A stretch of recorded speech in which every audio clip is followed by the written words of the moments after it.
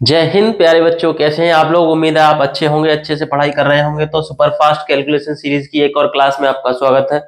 हमारी series super fast calculation उन बच्चों के लिए जिनकी कैलकुलेशन वीक है, जो फास्ट कैलकुलेशन नहीं कर पाते हैं, जिनको कैलकुलेशन में कंफ्यूजन होती है, प्रॉब्लम होती है और गलती ज्यादा करते हैं कैलकुलेशन में।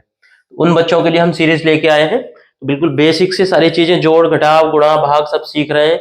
भिन्न के बारे में, फ्रैक्शन, डेसिमल, दशमलव संख्याएं, सारी चीजें बिल्कुल बेसिक से सीख रहे हैं हम।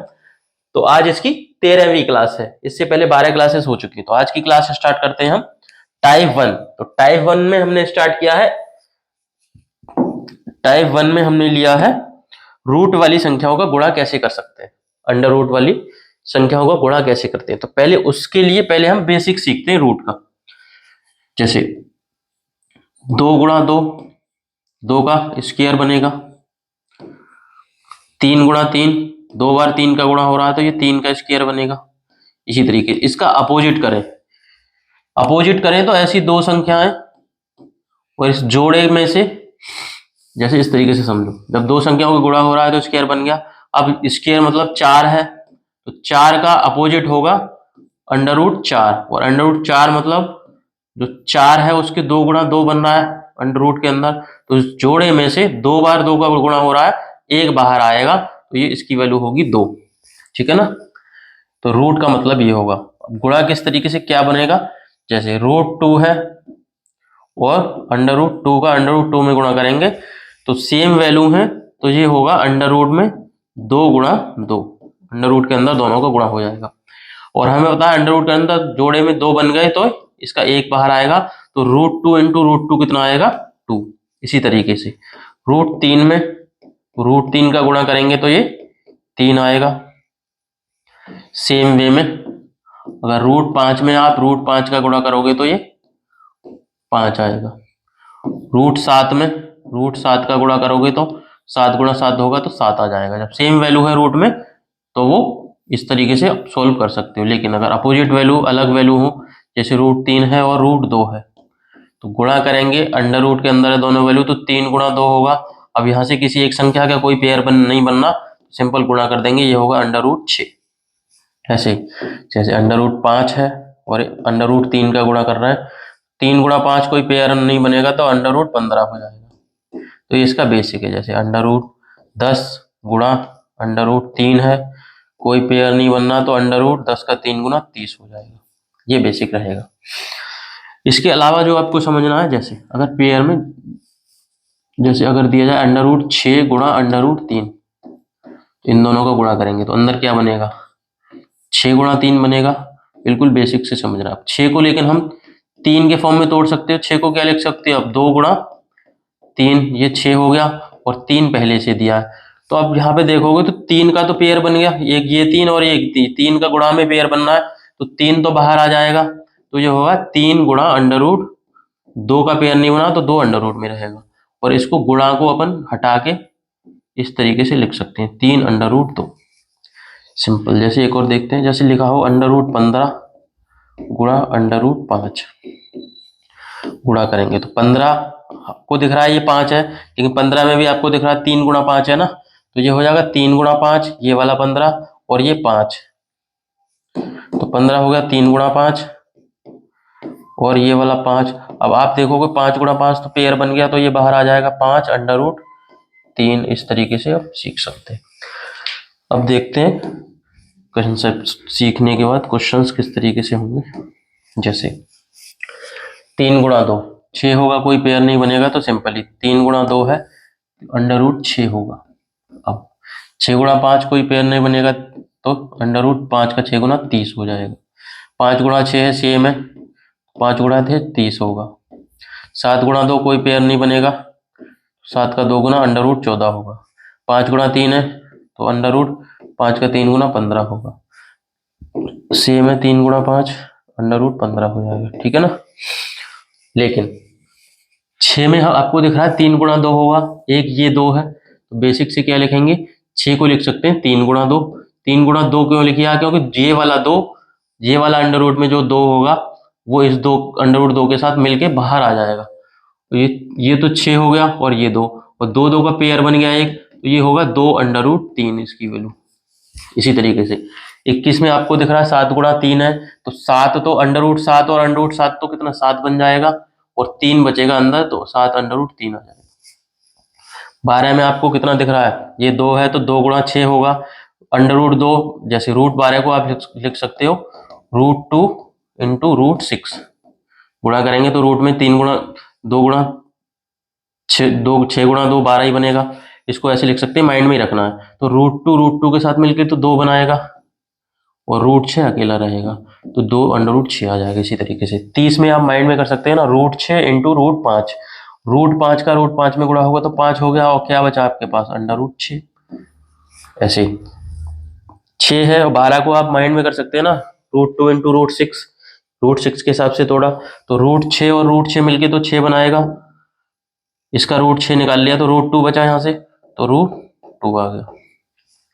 15 को आप 15 में आपको दिख रहा होगा 5 गुणा 3 होगा, √5 गुणा √3, अंडर रूट के अंदर 15 को 2 3 गुणा 5 में तोड़ेंगे, √5 और इस √5 के साथ मिलके 5 बनाएगा, और √3 वो बच जाएगा। तो इस तरीके से आसानी से आप कर सकते हैं।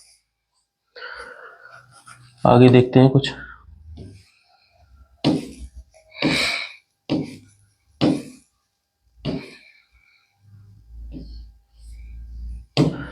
कुछ और वैल्यूज लिए हमने, ये समझते सेम। देखो अब देखो इसमें क्या है, ये तो 2 और 3 का तो गुणा होगा, ये तो रूट से बाहर है, 2 का 3 गुना 6 हो गया।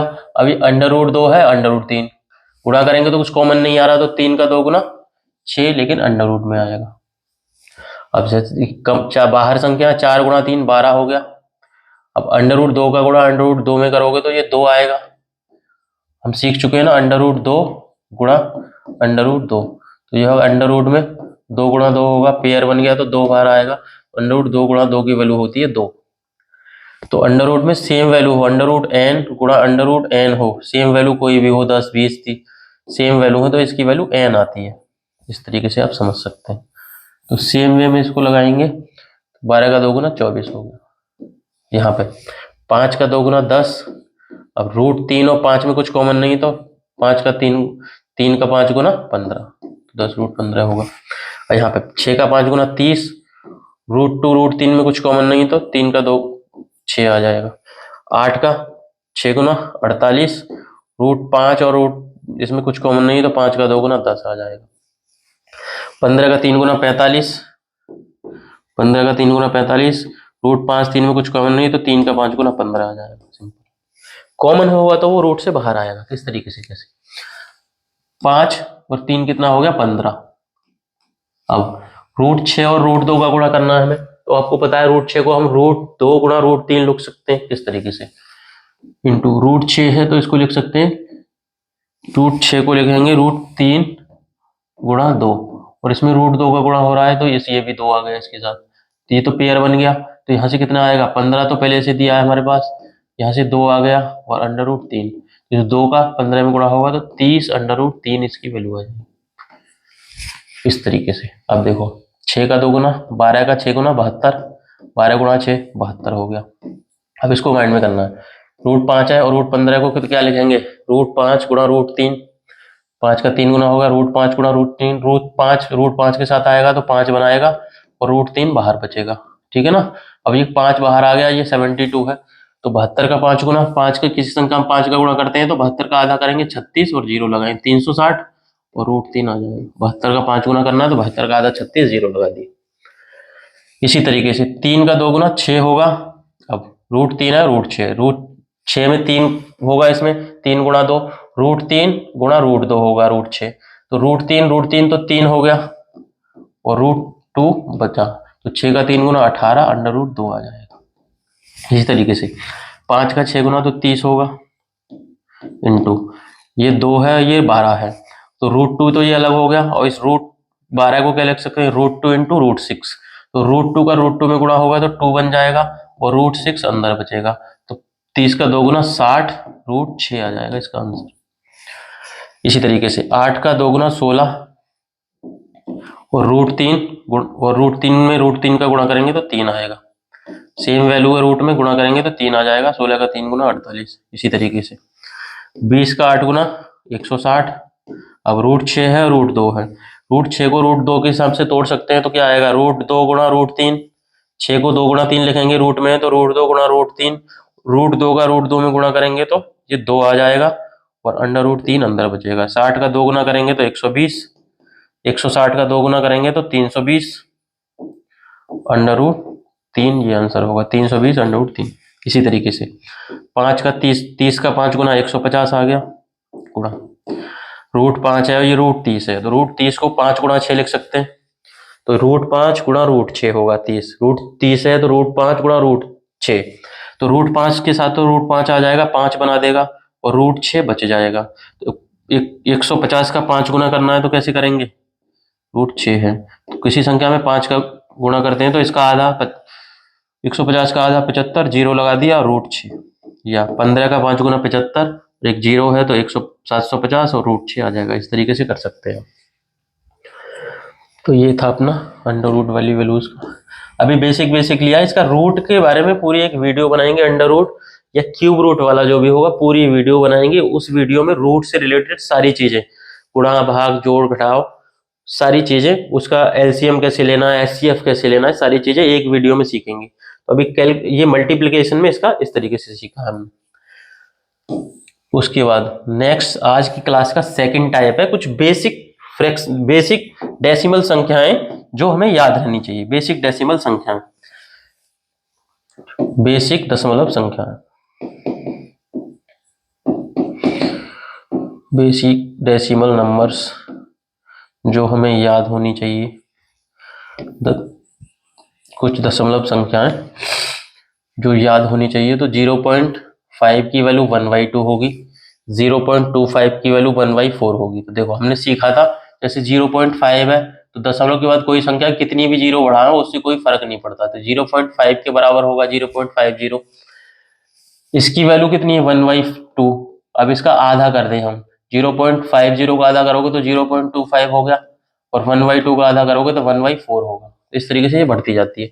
0.5 है 1/2, 0.25 है 1/4, इसका भी आधा करोगे तो 0.25 को 0.250 बोल सकते हो, उसका आधा करोगे तो ये हो गया उसका आधा 1/8 होगा।